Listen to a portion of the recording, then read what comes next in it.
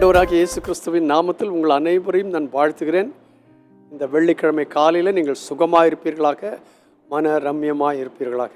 காலையில் உங்களுடைய டிவோஷன் எல்லாம் முடித்துவிட்டு, உங்கள் தியானம் ஜெபத்தை எல்லாம் முடித்துவிட்டு, காலையிலே தானே நீங்கள் கடந்து சென்று ஓட்டுகளை செலுத்தும்படி உங்களை அன்போடு கேட்டுக்கொள்கிறேன். மாத்திரமல்ல, காலை 10 மணிக்கு சபையில் உபவாச ஜெபம் நடைபெற இருக்கிறது. மாலை 6:45 மணிக்கு வேத பாட வகுப்பு உண்டு. ஆகையினால் இந்த நாள் உங்களுக்கு ரொம்ப பிஸியான நாள். அதை அப்படியே காத்துக்கொள்ளுங்கள். பிஸி என்று சொல்லி ஆலயத்துக்கு வராமல் மறந்து விடாதீர்கள். உபவாச ஜெபம், தேசத்துக்காக நான் ஜெபம் பண்ணுவோம், ஓட்டிங்காக ஜெபம் பண்ணுவோம், கர்த்தருடைய நாமத்தை மகிமைப்படுத்துவோம். சாயங்காலம் பைபிள் ஸ்டடி மறந்து விடாதீர்கள். எஸ்ஐயாவின் புஸ்தகம் 55ஆம் அதிகாரத்தில் வாசிக்கும் போது 2 வசனங்கள் உங்களுக்கு நான் ஞாபகப்படுத்த விரும்புகிறேன். 6ஆம் 7ஆம் வசனங்கள். கர்த்தரை கண்டடையத்தக்க சமயத்தில் அவரை தேடுங்கள், அவர் சமீபமாயிருக்கையில் அவரை நோக்கி கூப்பிடுங்கள். கர்த்தரை கண்டடையத்தக்க சமயத்தில் அவரை தேடுங்கள். 7ஆம் வசனத்தில் சொல்லியிருக்கு, துன்மார்க்கன் தன் வழியையும் அக்கிரமக்காரன் தன் நினைவுகளையும் விட்டு கர்த்தரிடத்தில் திரும்ப கடவன், அவர் அவன் மேல் மனதுருகுவார்.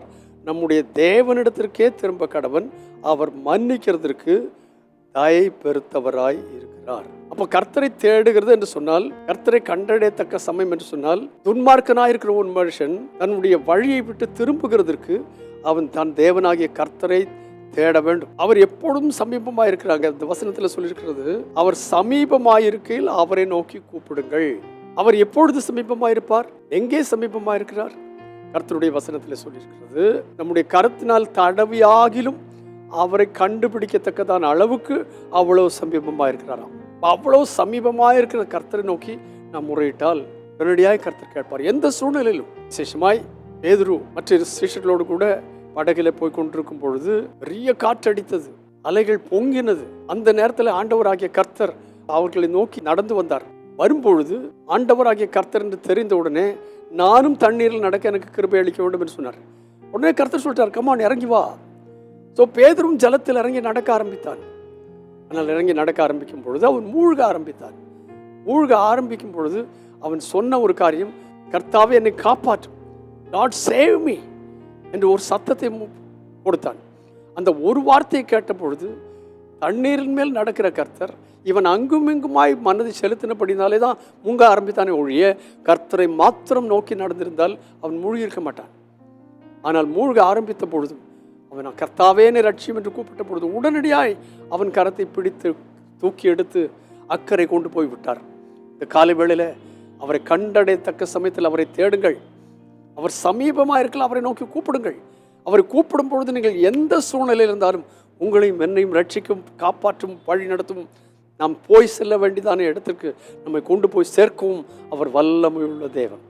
ஆகையினால் தான் சொல்லியிருக்கு, துன்மார்க்கன் தன் வழியையும் அக்கிரமக்காரன் தன் நினைவுகளையும் விட்டு கர்த்தரிடத்திற்கு திரும்ப கடவன், அவர் அவன் மேல் மனதுருகுவார். நமது தேவனாய் கர்த்தர் எப்படிப்பட்டவர் என்று கேட்டால், நமது மேல் மனது உருகுகிற கர்த்தராய் இருக்கிறார். நம்முடைய தேவனிடத்திற்கே திரும்ப கடவன், அவர் மன்னிக்கிறதற்கு தயை பெருத்திருக்கிறார். இப்படிப்பட்ட ஒரு கர்த்தரிடத்தில் நாம் ஓடி வர இந்த நாளிலே கர்த்தர் உதவி செய்வார். கர்த்தரை கண்டடையத்தக்க சமயத்தில் அவரை தேடுங்கள், அவர் சமீபமாயிருக்கையில் அவரை நோக்கி கூப்பிடுங்கள். பரிசுத்த பிதாவே, இந்த காலை வேளையிலே தந்தை, இந்த நல்வார்த்தைகளுக்காக நன்றி. இந்த வார்த்தைகளின்படியே நீர் எங்களுக்கு சமீபமாக இருக்கிறீர் அறிந்து ஒரு பட்சமாக ஓடி வந்து, ஆண்டவரே, எங்கள் பிழைகளை உணர்ந்து ஒரு பட்சத்தில் வந்து உங்களுடைய மன்னிப்பை, உங்களுடைய சந்தோஷத்தை, உங்களுடைய சமாதானத்தை எங்களுடைய இருதயங்களிலே பெற்று நீர் மன்னிக்கிறதுக்கு தயபெருத்தவர். அந்த மன்னிப்பை எங்களுடைய வாழ்க்கையில தினந்தோறும் அனுபவிக்க கிருபைதான். விசேஷமா இந்த நாளுக்குரிய கிருபைகள் எங்கள் அனைவருக்கும் தந்தரும்.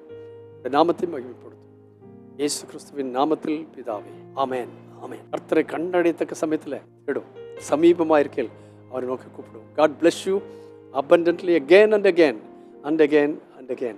மறந்து விடாதீர்கள், காலை உங்கள் ஜெபத்தை முடித்த பிற்பாடு உங்கள் காலை கடன்களை முடித்து ஓட்டை செலுத்த செல்லுங்கள். 10 மணிக்கு உபவாச ஜெபத்துக்கு வாருங்கள். 6:45 மணிக்கு பைபிள் ஸ்டடிக்கு வாருங்கள். கர்த்தர் உங்களை அளவில்லாமல் ஆசீர்வதிப்பாராக. ஆமென்.